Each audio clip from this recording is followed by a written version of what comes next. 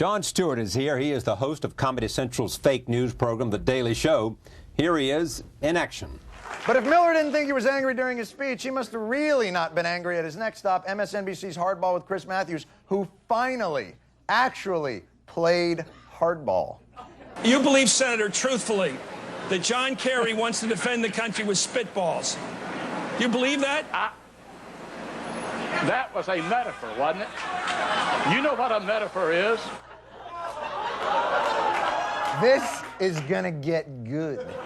This is your program, and I'm a guest on your program. Yes, and so sir. I want to try to be as nice as I possibly can to you. I wish I was over there where I could get a little closer up into your face. I knew you was going to be coming with all of that stuff. I think we ought to cancel this interview. Get out of my face.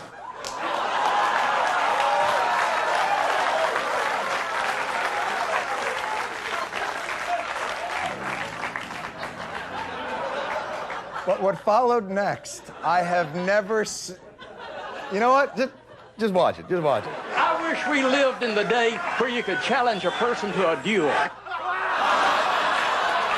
That's Democratic Georgia Senator Zell Miller building that bridge to the 18th century. Early this year, The Daily Show was awarded Television Critics' Outstanding News Award, beating out Meet the Press and Frontline. Sorry. And we'll get into that. And more recently at the Emmys, the program picked up 2 awards for Outstanding Comedy Series and for Comedy Writing. He and his writers also have a new project. It is called America the Book, A Citizen's Guide to Democracy in Action. I am pleased to have him back at this table. Welcome Nice back. to see you. How are you? Nice to see you. How are you? Very well, thank you. So, did you write this book because just to make a few more dollars, or did you have something you wanted to say? It was a craven example of marketing, a tie-in. We were Taking thinking of advantage that, or a personalized Paddington Daily Show bear. Okay, but the picture we like, there next to the eagle and the flag. Now, that is not actually a bald eagle, which it would have been illegal for us to pose with a bald eagle. Because? So we got a golden eagle. Apparently, it's a symbol of a country. Oh, I see. So you can't do that? You're not allowed to pose with an actual bald eagle. Oh, I see. You'd be fined. Yeah. So we posed with a golden eagle and painted his head white and killed him and ate him. No, we didn't kill him and eat him. But we posed with a golden eagle, so that was a real eagle. A political year is the best of times for you? The best of times in terms of work, but certainly the most trying in terms of existential angst. You know, it's definitely... What is existential angst? Just we have to focus on the state of the world and in some respects root for its, if not demise, erosion, because that's really where the best fodder, I guess, would be for us. What are your chances of having the president on the program? Hold on a second. Now, let's say it was August and there was a snowstorm. Yes. And within that snowstorm, the Yeti were to ice skate up to Richard Simmons and kiss him. After that, I believe the president will come on our program. But not until. Probably not. So and if I may say, in his defense, wise choice. Wise choice on his part. On his part, yes. I think it shows leadership. Yes. And it shows direction and focus. He's resilient. He's a but leader. I thought he might be interested in choice in decision. He doesn't show indecision. That's flip-floppery. he doesn't engage in flip-floppery. He's decisive. He's a better politician than John Kerry? Politician? I don't know. Because? I don't know if that matters. You don't know if it matters? I don't know if that's what we should be judging him on. I mean, I think ultimately that is what the media ends up judging the candidates on, is whose strategy seems to be more effective. But I, in some respects, wish that we would move away from that and focus maybe on if the world that he is describing bears any semblance to the one we are living in. Well, does it in your judgment? Doesn't seem to. Now, I might be missing something. I know that there's a few things up. For instance, I know we attacked Iraq because they had weapons of mass destruction and ties to Al-Qaeda, and as it turned out, that was Iran. Yeah. Yes. So we're only one letter off there, which is not bad. With all the countries in the world, that's not a bad miss. No. That's real close. And their neighbors. And their neighbors. Yeah, so exactly. Easily a mistake any tourist could make. One letter and you're there. I thought I was invading Iran. I can't believe Tehran, this. Baghdad, who could tell? Let's take it anyway. Yeah. But I think to some extent their political strategy or his brilliance as a politician is to in Lenny Bruce's words, deny, deny, deny. Deny that things are going badly in Baghdad. Deny that anything is what it seems. I think that they're a really interesting administration. They seem to function almost to the opposite of what you would imagine the feckless politician functions. In other words, people would say, politicians just listen to polls to make decisions. These guys make decisions and then use polls to figure out how to sell it, which is a really interesting technique. Yeah. We have a bottle of sewage here. Yeah. How do I make this person drink it? I'll call it Fresca or something. Or I'll get a report that says it's good for you. Right, exactly. Or if the report comes out and says it's bad for you, I'll cross out the word bad. So it's a really interesting technique in that they're not changing what they're going to do. They're just changing the way. I thought that. But if it's effective, what does that say about us? Us Americans, not us media people. Well, again, it's the question of maybe us media people too. Well, I think it says more about media people than it does about Americans, because Americans, in the same way that when the internet bubble burst, and all of a sudden on CNBC, all these business analysts were saying, hey, buyer beware. We told you once around midnight that this could be dangerous. We mentioned it. And we were not cheerleaders ever. And we were not cheerleaders. Yeah. You know, you really have to look at this stuff. You get the pamphlets, and they're very easily decipherable. That's true. On page 96, and if we only talk about the upside 23 and a half hours a day, the job of the media seems like it would be to be our eyes and ears and our protector in this busy world. And so when that system fails or doesn't do its job, then yeah, you feel vulnerable to this kind of doublespeak, and they are really very, very skilled at exploiting the loopholes in the media. And again, you know, it's tough to discuss it when you say the media, because it does make it seem as though the media is this monolithic sort of Borg-like organism that all functions together. And I think what they've been able to do is realize that the media are competing fiefdoms. Right. And by playing them off against each other and using sort of ambition and flattery and punishment and scorn as weapons of carrot and stick, they are able to effectively navigate the waters very cleanly and come right out through the other end with the message that they wanted. Where do you get your information? The tickers on the top of taxis as they drive by. Most of my information is sports scores. Is it as it goes by, I always go, oh, Toronto beat Tampa Bay. Something you Very share nice. with the president. That is probably exactly right. Yeah. I always love that literally cabs now have sports scores, because God forbid did you get home in the and space don't know the between score. when you've left your office and gotten into your car, a game may have ended and a score gone unreported.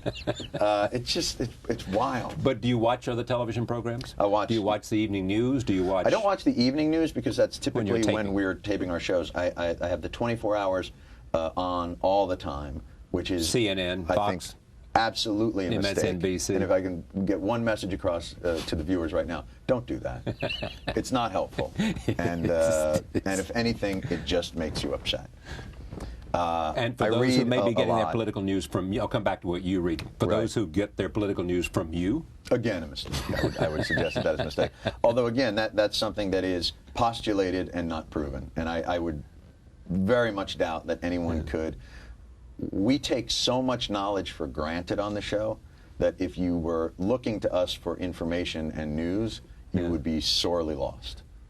I don't know that you could do it. Our show would appear to be like Charlie Brown's Teachers. It would just be me going, wah, wah, wah, wah, wah, wah. It wouldn't even make any sense. All of the brilliant takes that you do in terms of being able to stop, and all the action that you do, is that just intuitive? I believe it's called mugging. Mugging. It's something I learned.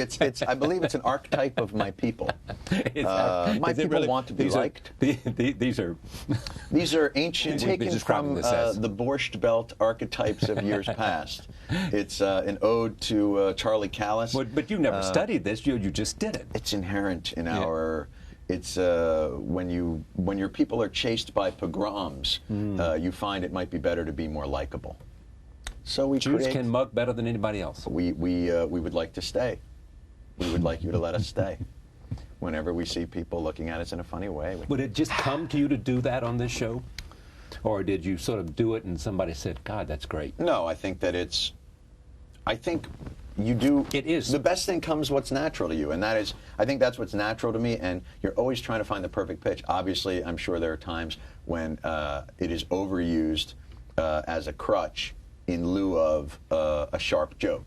It is, we only have so many ingredients to make tacos with, and, it's either going to be, this one will be a bean one and that one will be a chicken one, and to a certain extent, you're always going to the different, But Carson was great at it, too. It was one of the things he did well. Understated. He was, though, the master of the dead space. He just, where I think my facial expressions are slightly needier than his. He was needier? Needier. Meaning what? Needier, meaning more active. His were, I think, more passive and more Jack Benny. Yeah. Sort of living in the silence. I think he enjoyed living in the silence. Almost punctuation, or? Yeah. When I live in the silence, then the voice goes, "You failed everyone that ever loved you," and then I have to make a face. That's just to get it out there. These voices talking to you. Exactly. You failed everyone. But his was, I think, the Protestant version of what I do. The Nebraskan version of what Exactly. you do. Yeah. The refined version that was far more dignified. Have you built a show with all the people who contribute to this show that is perfect for you?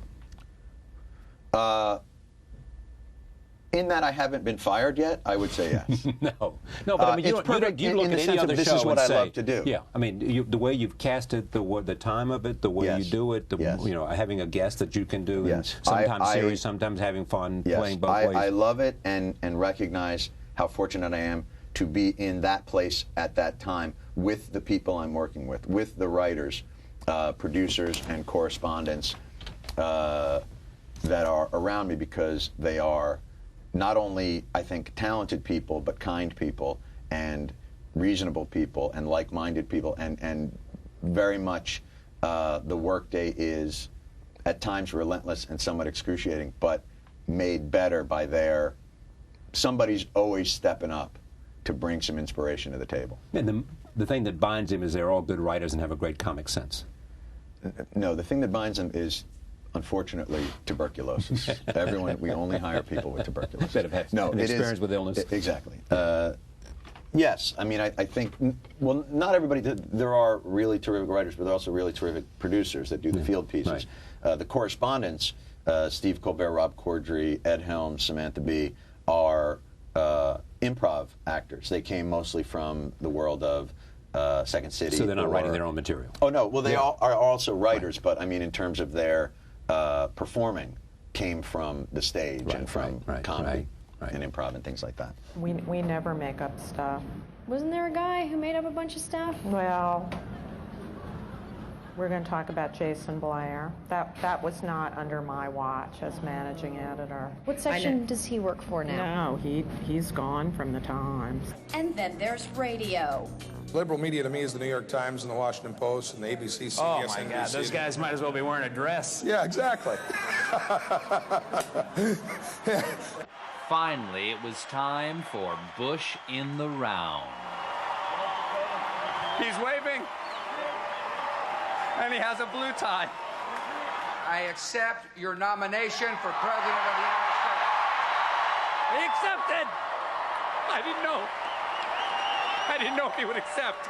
It was touch and go there for a while because Pataki rocked the House so hard. They could have given it to Pataki at the last minute. I would have understood if Bush had said, no, Pataki rocked the House, give the nomination to Pataki. But he came out and he grabbed it, and that shows decisiveness and leadership. Do you think that the Democratic National Committee has treated the nerds, and by nerds I mean you, well? As well as nerds can be treated, yeah. Now, what is this book about? This is a citizen's guide to democracy. As you know, Charlie, cannot read. Yes, I do. But the pictures, I think, are beautiful. Yeah. This is, imagine, so many of the books that came out are polemics, are just, at this point, books are how virulent can you attack your opponent? How vividly can you describe them as either Hitler or Stalin and still get away with it in the public discourse? We thought, let's take a step back, take an overview of the system. What is the least emotional book you could write? This is it. A textbook. A textbook. A textbook is the least emotional form you could use and still maintain the pretension of sort of academia or news. So it has the same sort of voice of the show without the restrictions. And do you know who this is? No, I've never seen him before in my life. That's Pericles. The Pericles. Pericles, you're right. Right. Now, Thomas Jefferson, how'd you get him to write this? Fruit basket. He basically says... He wasn't doing anything? He had nothing. He'd done the Declaration of Independence. The thing was, he kept saying, I'll do it if it can be a preamble. And I said... No. That's old school, baby. People do forwards now. And ultimately, he acquiesced because, quite frankly, he's fallen on hard times. He hasn't worked lately. Still got that hair, though, doesn't he? Got that long He's a good-looking man. Yeah, he's a good-looking man. When America, the book, first approached me about penning the foreword to this tome, I was surprised. Firstly, the foreword is not my bailiwick. I didn't know you were going to read to me. Well, I thought I'd put you to sleep there.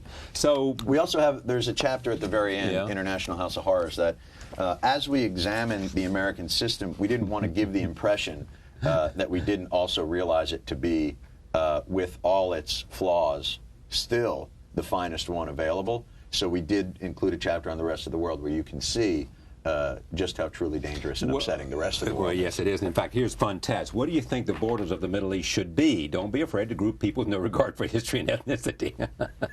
It worked for the French and the British. Invent new countries and create interesting and fresh conflicts. Well, it's exactly history, isn't it? There are activities in there for classrooms and things along those lines. Hello, Iraq, as a matter of fact. This is exactly right. Yeah, we've got some women in here, too. This is Miss Vladivostok.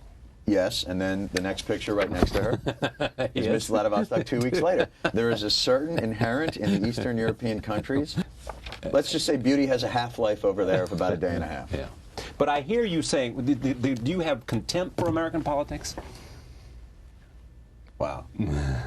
I have disdain for the way it's conducted. But here's the thing. I think the true, if I was to really get at the burr in my saddle, it's not politics. And this is, I think, probably a horrible analogy, but I look at politicians as they are doing what inherently they need to do to retain power. Their job is to consolidate power. They are, when you go to the zoo and you see a monkey throwing poop, you go, that's what monkeys do. What are you going to do? They eat and they do that. What I wish the media would do more frequently is say, bad monkey. And that's where the real, I think, that's where the disdain that I have. I feel like politicians will allow the discourse to be dominated by marketing and slogans and dishonesty as long as they are allowed to practice that on the airwaves. But then it's a chicken and egg issue, isn't it? I mean, do politicians do it that way because they think if they do it the other way, they won't get a single vote? Or no, they do it never because they've exploited, I think, the system, and they're allowed to. The basic premise of political discourse today is this. Okay, we have the Swift boat ads, and they have accused John Kerry of not being wounded enough. Today to discuss it, we have Donna Brazil from the left and Bae Buchanan from the right. Donna, these ads are unfair. Bae, I think it's very fair. Thank you both for coming. That was a very enjoyable discussion. Let's move on. There is no expertise from the anchor chair. And I don't understand that. I don't understand why you can't look at, this whole idea of 527s is a great example of this. A 527 is without value. Do you know what I mean? It's just speech. A 527 is a group that gets together, buys an ad, and puts it on, not necessarily naming a candidate that they're voting for, but certainly making their case. Because they can't do it for the candidate because it's against the law. It has to be for the party or for an issue. What I don't understand is, why do you have to ban all 527s? Why can't you just hold them accountable for the truthfulness and the decency of their ad? It makes no sense. It's like saying TV is bad. Yeah, but to the media's credit, What? Where are you going with this? What? Maybe I better pull back here. To the media's credit, this is a bold move, Charlie. Yes, it is. The media's credit, I constantly see analysis of ads, Washington Post, New York Times, and other places. You're talking about print. I am talking about print. That's a whole different animal. Print is much better at contextualizing, but analysis of ads and saying this is true and not true, and in fact but don't back print this up. Is the Encyclopedia Britannica versus to the 24 Hours Seinfeld. Like, Yeah. it is not in the public consciousness in the way that the 24 Hours are dictating the coverage now. All right, let's create what you think ought to be out there in terms of media. Create a program for me that you think would serve democracy. Okay, first of all, everyone on air should have a mustache. I just like the way it looks. I think it has authority. Yeah. I like when See, it focuses. you don't even trust your own ideas because you got to make them funny. Go ahead. Here's what I believe is the paradigm that would be effective and what I would love to see. And you're going to laugh because Fox News is my model. I'm not going to laugh. I mean, what Fox has done is they've got a guy, Roger Ailes, who is passionate and has created a model for a 24-hour news station that makes money based on a point of view. Now, I think his point of view is not helping. Yeah. And I think it's ideological, and I think it's political. And his argument is that it's a point of view because everybody else was expressing another point of view, and they're only trying to balance. Yeah, no, but he knows that that's not the case. He knows that Fox News is not the conservative equivalent of NBC News. He knows that, and you know that, and I know that, and we should just say that. That's not to degrade at all what they do. What they do very effectively, and it's a very entertaining channel to watch, and they've got a lot of talented people doing it, but delivering a political narrative disguised as sort of a news program, I don't think necessarily helps. And I think Al Jazeera is actually, you know what is a close equivalent to Fox? Us. Because Fox is a reaction to what they saw as an egregious violation by the news media, and so are we. We just happen to do it in a funny way. They just happen to do it in a way that helps elect. An egregious violation or an opening? Well, a place cynically, I guess, opening. A market that wasn't being served or something. Passionately, I would say violation.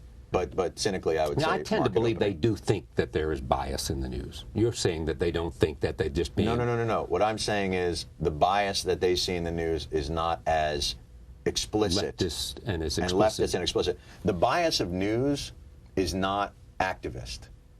It is laziest. It's the it is. It absolutely is. I say that all the time. Right. It is. It's not It done. is the lack of energy and competence rather than a point of view. That's exactly right.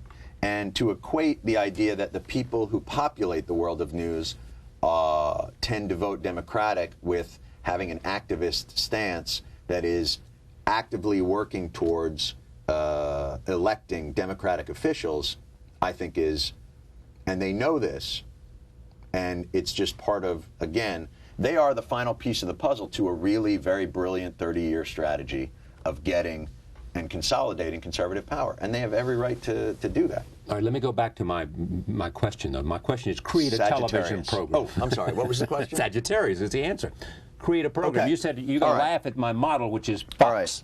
So here's what I suggest. Using Fox as the model. Using Fox as the model. Find someone with the passion and the huevos to just lay it on the line, not in a partisan way, not in the pursuit of political power or political gain, but in the pursuit of credibility, in the pursuit of being a judge and arbiter and earning the trust of the audience over time as an oversight to the shenanigans of the political world. Instead of bringing on political operatives and pretending that that's debate. Right.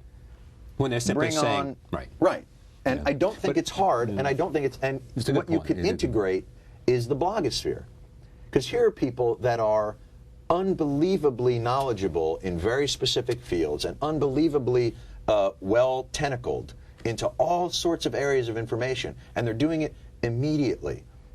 When someone comes on a news show and says, John Kerry's the most liberal senator, someone should be able to say, slip the anchor a note, or the anchor should be aware of it. Actually, you need to put that in context. Yeah. Because that's just a ranking from the last year. Or when they say the Republicans have created jobs that are $9,000 less. In that moment, you need to be able to counter that. You need to be able to hold them accountable and be honest. And it's not hard. Or you can have a bank of very smart people behind the scenes until you create a credible guy or a credible lady who's the anchor. And if somebody says something that's simply not right, something happens so that you see Charlie, that's we not can do the truth. Have an arrow. Have a horn go off. Yes. Have a little guy in a clown car just roll out and squirt him with seltzer. But no, why what you're really saying is it? that somebody that the people who are anchoring the news ought to have expertise and tenacity and passion. Yeah, but how can one person? No, the point is not so much how can they learn everything, because they can't. But the question is how they see those issues. I mean, is there in the end? Go ahead. But that's the case. Take it out of the political realm. That's the problem with the media today, is they are too wrapped up in the strategy of the Beltway. They are now consumed by this idea that the whole world is running for re-election. They are worried about their connections within that world, when what they need to be worrying about is their connection to us outside of that world. You know, there's a funny name for the place they call outside the Beltway. It's called America. Yes, it is. And they need to think about that. Think about that. We're the ones that they need to protect from this cynical game of right and left that is being perpetrated. But do you view your role simply to entertain? No, this has nothing to do with me. I understand, but I'm bringing You were it back saying, to what you. would I do? Yeah, what would you do if you were creating a My model? role is to So you entertain. would create somebody who would say, is not either or, but someone who would simply say, Senator, that's not true. Or if you're saying that John Kerry is this or that not true, or if you say the president, or you'd say that the president said today that things are, let's follow this. The president said today they've turned the corner, things are looking better in Baghdad, in Iraq. Now, your anchor would say, Mr. President, you are not telling the truth. No, I think that's a little too forceful for something that is so that is hard to have objective fact to. That's part but of that. You can always run into that difficulty because it is a question of interpretation and definition and context. I absolutely agree. But context doesn't require rolling over.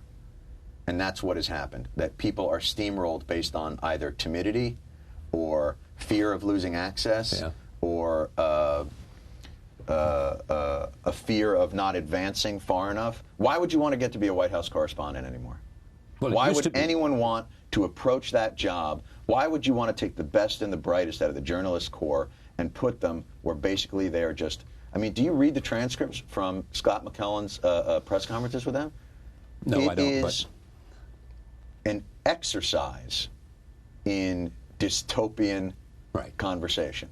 They'll ask a question and he will deflect it, and they'll ask the question again and he'll deflect it. Is that the idea?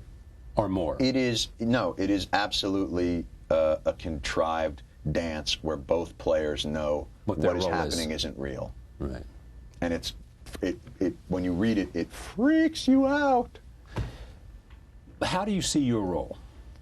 As in terms of? In terms of what The Daily Show is. Is it pure entertainment or is it more?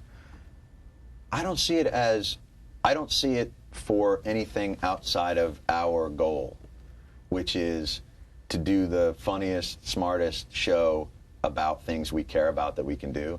So in essence, it's ultimately a pretty selfish pursuit. I mean, I know that sounds sad, but it is. I mean, it's true. Yeah. It is. But you said things you care about. Right. And we care about politics and world events and things like that. That's the most interesting thing to us. In the way that it is. Here's what we would like to be. Honestly, I look at Seinfeld, the show Seinfeld, as truly just one of the most incredibly well created and executed shows of all time. Just an absolutely. Each episode was just so well crafted. A brilliant take on urban life in their time. And the observations and the characters. We would love to be that successful in terms of craft. And obviously, look, we do it every day, and some days we do well, and other days we don't. But on a consistent basis, we would love to be that good, that competent at attacking our world. Yeah. And that's really what we try and do. It's not, we don't have a sense of we would like to create a new world order of this. We don't.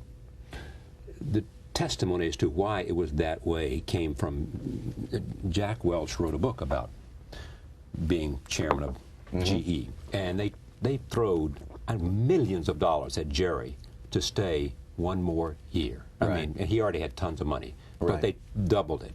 And he said no. And the reason he said no, according to Jack Welch and according to him, is that he said it just is so much harder than you know.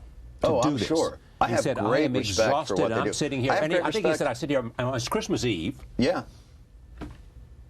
And I'm sitting here trying to write a comedy skit. Absolutely. It's relentless. I look at the guys, you know, on our network, we have South Park. Right. And they've been on the air now for quite a ways, quite a while. And they are still consistently able to deliver really funny, incisive, great shows after this material. And I look at that, too, and say, you know, that's what we want to aspire to, is to be that good at what we're doing.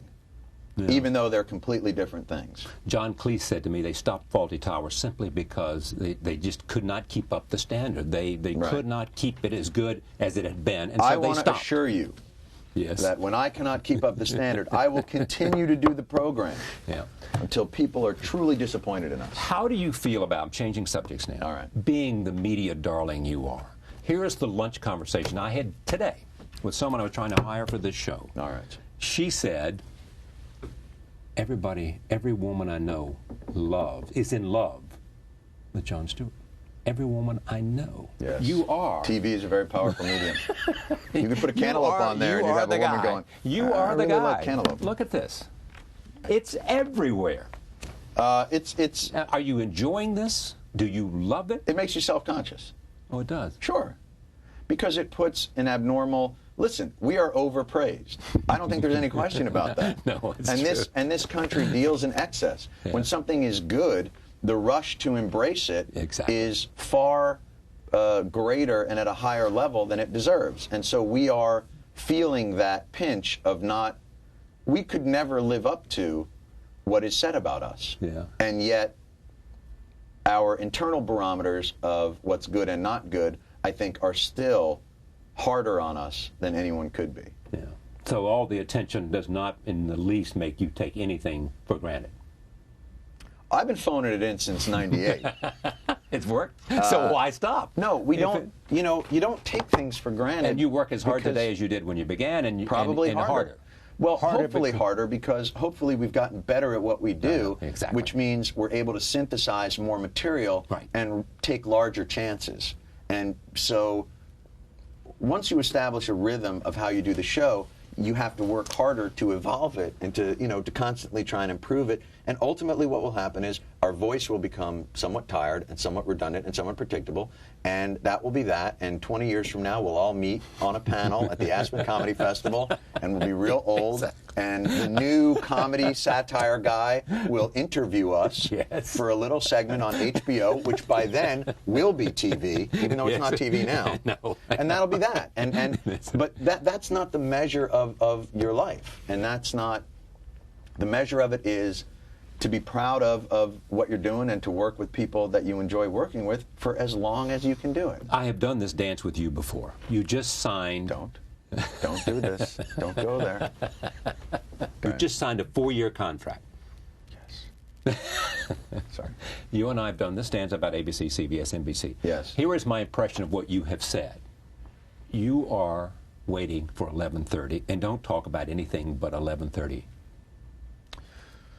I think that's probably right for that thing, but I also haven't, Comedy Central is, and the longer I'm there, the more I appreciate the environment that they create there. Yeah. And the ability that you have to be creatively freed up. They take care of, it's almost funny, it's like they pay your room and board, and they take care of, marketing and things and all these other areas that would weigh you down in a way that is sort of easy on the performer. It doesn't burden you. They don't burden you with a lot of the business stuff. They take care of it, and they free you to do your job.